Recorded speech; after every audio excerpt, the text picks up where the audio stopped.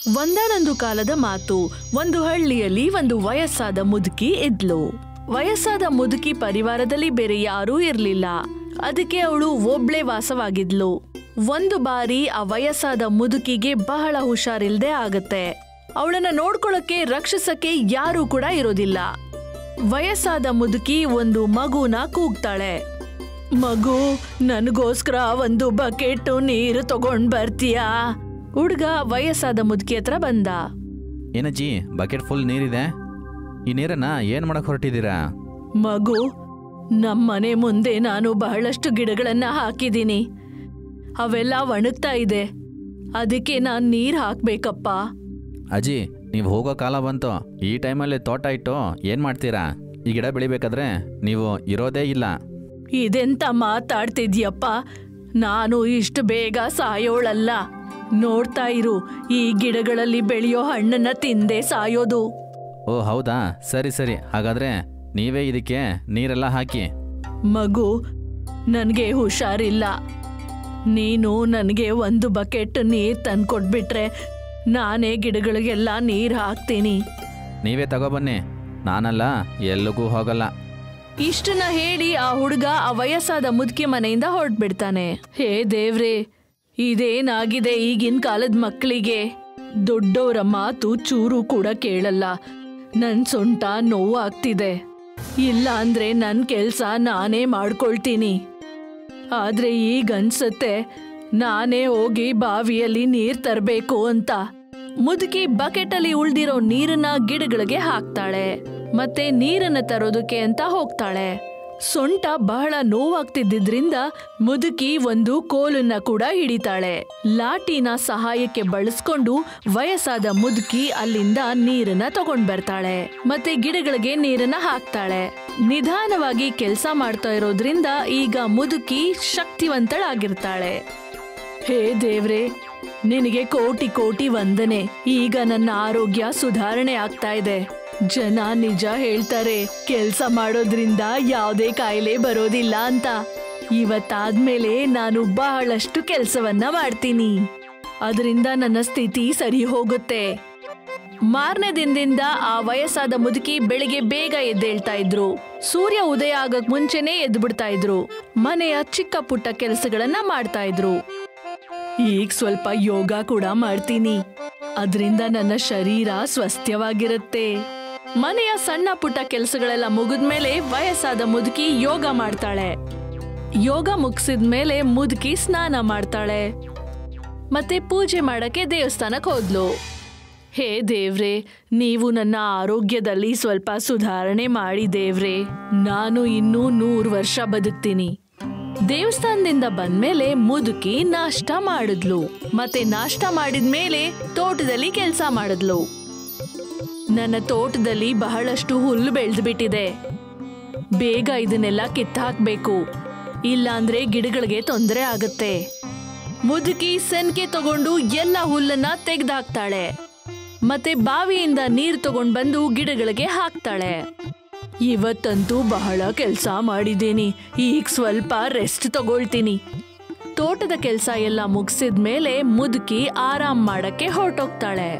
ಇದೇ ರೀತಿ ದಿನಾಗ್ಲೂ ಮುದುಕಿ ಅವಳ ಕೆಲ್ಸವನ್ನ ಬಹಳ ಕಷ್ಟಪಟ್ಟು ಮಾಡ್ತಿರ್ತಾಳೆ. ಮುದುಕಿ ಈ ರೀತಿ ಕೆಲ್ಸ ಮಾಡೋದನ್ನ ನೋಡಿ ಹಳ್ಳಿಯವರು ಅವಳಿಗೆ ತಮಾಷೆ ಮಾಡ್ತಾರೆ. ಈ ಅಜ್ಜಿ ಈ ವಯಸ್ಸಲ್ಲೂ ಕೂಡ ಎಷ್ಟು ಕೆಲಸ ಮಾಡ್ತಿದೆ. ಮದುವೆ ಮಾಡಿಸಿದ್ರೆ ಈ ವಯಸ್ಸಲ್ಲೂ ಕೂಡ ಮದುವೆ ಮಾಡ್ಕೊಳತ್ತ ಅನ್ಸುತ್ತೆ. ಆ ಮನುಷ್ಯ ಹೇಳಿದ್ದನ್ನ ಕೇಳಿ ಎಲ್ರೂ ಜೋರಾಗಿ ನಗ್ತಾರೆ. ಹೌದೌದು, ಸರಿಯಾಗಿ ಹೇಳ್ದೆ. ಈ ವಯಸ್ಸಲ್ಲಿ ಯಾರಾದ್ರೂ ಈ ರೀತಿ ಕೆಲಸ ಮಾಡ್ತಾರಾ? ನಮ್ಮನ್ನ ನೋಡು, ನಾವು ಎಷ್ಟು ಹೆಂಗಾಗಿದ್ದೀವಿ. ಹಾಗಿದ್ರೂ ಕೂಡ ಕೆಲಸನೇ ಮಾಡ್ತಾ ಇಲ್ಲ. ಹಾ ಹೌದು, ಆದ್ರೂ ಕೂಡ ಅಜ್ಜಿ ತುಂಬಾ ಸ್ಟ್ರಾಂಗು. ಬೆಳಿಗ್ಗೆ ಮುಂಚೆ ಬೇಗ ಎದ್ದು ಈ ಅಜ್ಜಿ ದೇವಸ್ಥಾನಕ್ಕೆಲ್ಲ ಹೋಗುತ್ತೆ. ತನ್ನ ಎಲ್ಲ ಕೆಲಸವನ್ನ ಅಜ್ಜಿನೇ ನೋಡ್ಕೊಳ್ಳುತ್ತೆ. ಇವ್ರ ಮೈಂಡಲ್ಲಿ ಏನು ಓಡ್ತಾ ಇದೆ ಅಂತ ನಂಗೆ ಅರ್ಥನೇ ಆಗ್ತಾ ಇಲ್ಲ. ಅಜ್ಜಿಗೆ ವಯಸ್ಸು ಹಿಂದಕ್ಕೆ ಬರ್ತಾ ಇದೆ ಅನ್ಸುತ್ತೆ. ಸರಿ ತಾನೇ? ಏನ್ ಹೇಳ್ದೆ? ವಯಸ್ಸು ಹಿಂದಕ್ಕೆ ಬರ್ತಿದೀಯಾ? ಅವ್ರು ಯಾವನಕ್ ಬಂದ್ರು ಕೂಡ ಅವ್ರೇನೋ ಚಂದ್ರಮಂಡಲಕ್ಕೆ ಹೋಗಕ್ಕಾಗತ್ತಾ? ಅರೆ ಬನ್ನಿ, ಅಜ್ಜಿ ಹತ್ರನೇ ನಾವು ಕೇಳೋಣ. ಆ ಇಬ್ರು ಮನುಷ್ಯರು ಮುದುಕಿ ಹತ್ರ ಅಲ್ಲಿಗೆ ಬಂದ್ರು. ಅಜ್ಜಿ, ಯಾತ್ರೆಗೆ ಹೋಗೋದಿಕ್ಕೆ ನೀವು ತಯಾರಾಗ್ತಾ ಇದ್ದೀರಾ? ನಿನಗ್ ಹಾಗೆ ಯಾಕೆ ಅನಿಸ್ತಿದೆ ಮಗು?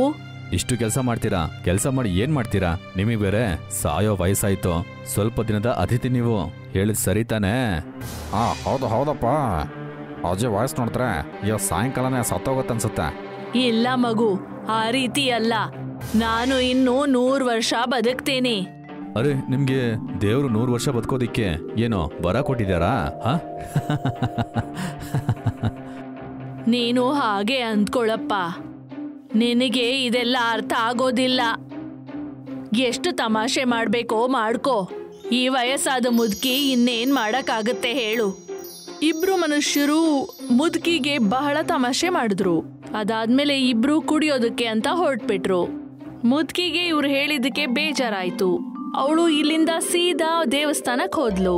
ಹೇ ದೇವ್ರೆ, ನಾನು ಇಷ್ಟೊಂದು ಕಷ್ಟ ಪಡ್ತೀನಿ, ಮತ್ತೆ ಈ ಊರಿನ ಜನರು ಸೋಮಾರಿಗಳು. ಅದಾದ್ಮೇಲೆ ಕೂಡ ಅವರು ನನಗೆ ತಮಾಷೆ ಮಾಡ್ತಿದ್ದಾರೆ. ನನಗೆ ಯಾರ ಮೇಲೂ ಏನು ಶತ್ರುತ್ವ ಇಲ್ಲ, ಆದ್ರೂ ಎಲ್ರೂ ಹೇಳ್ತಾರೆ ನಾನ್ ಸತ್ತೋಗ್ತೀನಿ ಅಂತ. ಮುದುಕಿ ಹೇಳೋ ಅಂತ ಮಾತನ್ನ ಕೇಳಿ ದೇವ್ರು ಪ್ರತ್ಯಕ್ಷ ಆಗ್ತಾರೆ. ಮತ್ತೆ ಮುದುಕಿ ಹತ್ರ ಹೇಳ್ತಾರೆ, ನೀವು ಯೋಚನೆ ಮಾಡೋ ರೀತಿ ಏನೂ ಆಗಲ್ಲ. ಇನ್ಮುಂದೆ ನೀವು ಎಷ್ಟು ಕೆಲಸ ಮಾಡ್ತೀರೋ, ಎಷ್ಟು ಶ್ರಮ ಪಡ್ತೀರೋ ಅಷ್ಟರ ಮಟ್ಟಿಗೆ ನಿಮ್ಮ ಆಯುಸ್ಸು ಹಿಂತಿರುಗುತ್ತೆ. ದೇವರ ಆಶೀರ್ವಾದ ಮತ್ತೆ ಪ್ರಸಾದ ತಗೊಂಡು ಮುದುಕಿ ಮನೆಗೆ ಬರ್ತಾಳೆ. ಮತ್ತೆ ದಿನ ಮಾಡೋ ಕೆಲ್ಸಗಳನ್ನ ಮಾಡಕ್ ಶುರು ಮಾಡ್ತಾಳೆ. ಬಹಳ ಕಷ್ಟ ಪಟ್ಕೊಂಡು ದೇವರ ಆಶೀರ್ವಾದ ಕೂಡ ಪಡ್ಕೊಂಡಿರೋದ್ರಿಂದ ಅವಳು ದಿನೇ ದಿನೇ ಆರೋಗ್ಯವಂತಳಾಗ್ತಾಳೆ. ನೋಡ್ತಾ ನೋಡ್ತಾ 1 ವಾರದಲ್ಲಿ ಅವಳ ವಯಸ್ಸು 50 ವರ್ಷ ಆಗ್ಬಿಡುತ್ತೆ. ಮತ್ತೆ ಅವಳ ಎಲ್ಲ ಕಾಯಿಲೆಗಳು ಮಾಯವಾಗ್ಬಿಡ್ತವೆ. ಈಗ ಮುದುಕಿ ಸೊಂಟ ಕೂಡ ಸರಿ ಹೋಗ್ಬಿಟ್ಟಿರುತ್ತೆ.